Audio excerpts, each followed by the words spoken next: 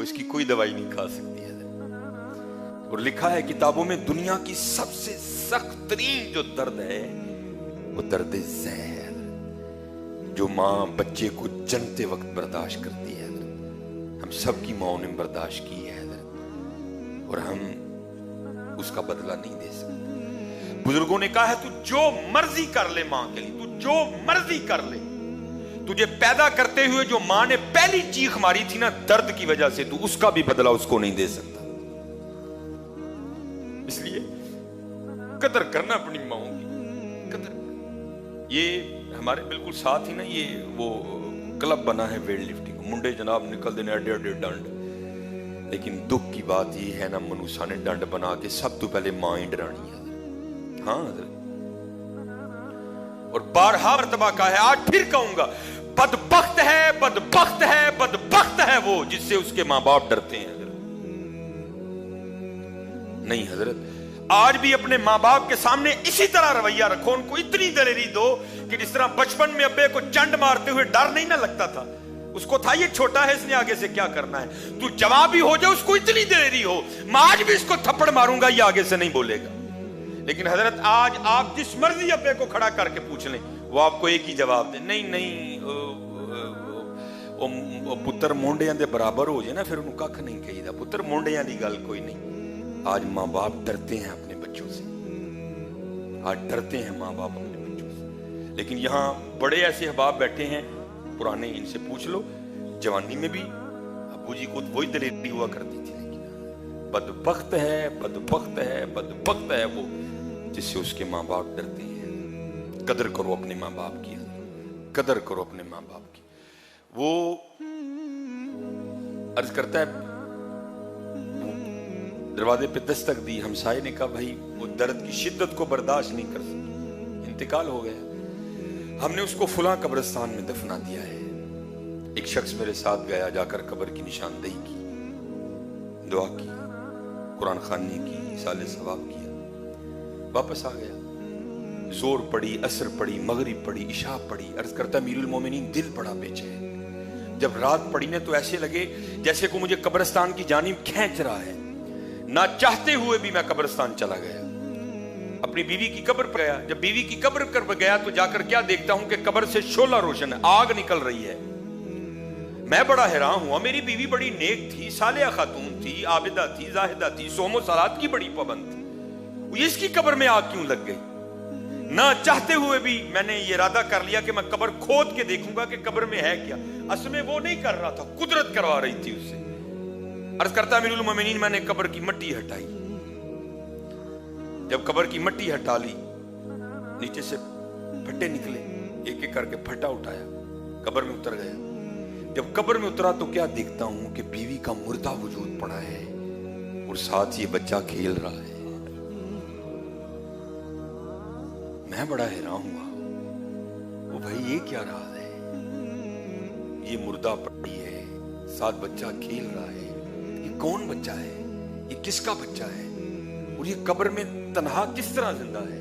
یہ کیا رنگ ہے؟ عرض کرتا امیر المومنین میں نے وہ بچے کو سینے سے لگا لیا.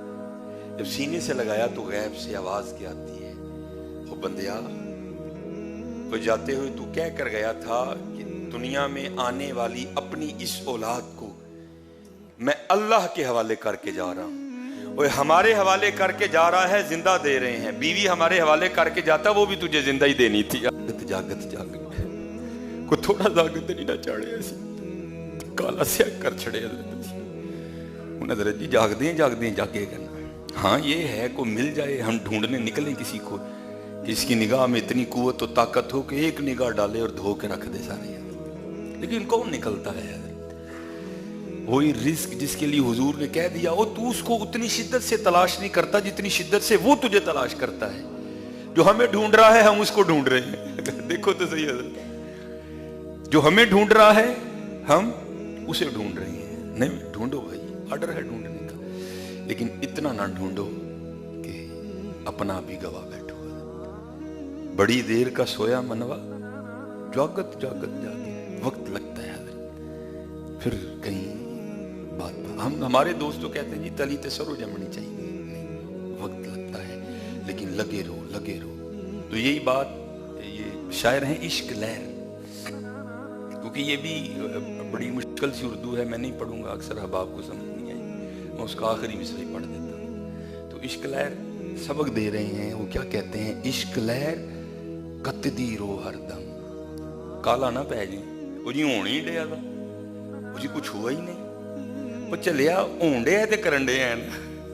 وہ نہ ہو تو کہاں کرے؟ وہ کوئی تھا نا، وہ ذکر الہی میں مشغول رہنے. بھائی شیطان کا تو کام ہے، اس نے تو کہا تھا میں سب کو گمراہ کروں گا. یا اللہ حضرت آدم علیہ السلام کی وجہ سے مجھے جنت سے نکال رہے ہیں نا، اب زور میں بھی پورے کا پورا لگاؤں گا کہ اولاد آدم میں سے جنت میں کسی کو نہیں جانے دوں گا. ہاں لیکن ایک جگہ ہاتھ کھڑے کر گیا وہ بھی. وہ کیا کہتا ہے؟ الا عبادک منہم المخلصین. یا اللہ جڑے تیرے مخلص بندے انہاں تے میرا کوئی زور نہیں چلتا. تو اس کا تو کام ہے حضرت. وہ آ گیا، وہ کوئی تھا نا جو لگا تھا استقامت کے ساتھ، اللہ اللہ اللہ اللہ اللہ، بڑا زور لگایا، نہیں چلا. پھر آخری اس نے اپنا تیر چھوڑا، وہ کام کر گیا. اس کے دل میں آ کر خیال کیا ڈالتا ہے؟ وہ تو اینی دیر دا اللہ اللہ کرن دے ہیں، کی فائدہ؟ جواب تو کبھی آیا ہی نہیں. تیرا اللہ اللہ کرنا نہیں قبول ہوا ادھر، اسی لیے تو جواب نہیں آیا. وہ دل جلا، وہ صوفی، وہ عاشق، وہ محب، وہ دل پہ لے بیٹھا. وہ اتنے سال واقعی ہو گئے اللہ اللہ کر دیا، جواب تو واقعی نہیں آیا. تو پھر تھا سچا نا حضرت، تھا مخلص، پھر جواب آ ہی گیا. وہ بندیا کیوں ساڈا نام لینا چھڑ چھڑے؟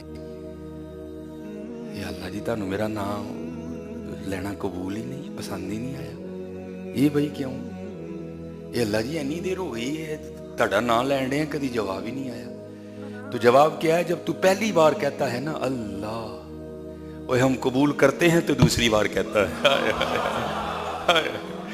ہم اگر قبول نہ کرے تو تیری اتنی کہاں سے جرت ہو گئی تو میرا نام دوسری بار لے؟ ہم قبول کرتے ہیں تو تو کہتا،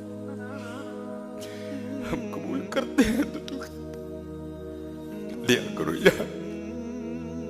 اور کالا نہیں پہنا، یہ شیطان کی طرف سے ہے. اسی کو کمال سمجھنا، مجھے اس نے اپنا نام لینے کی توفیق دے دی ہے.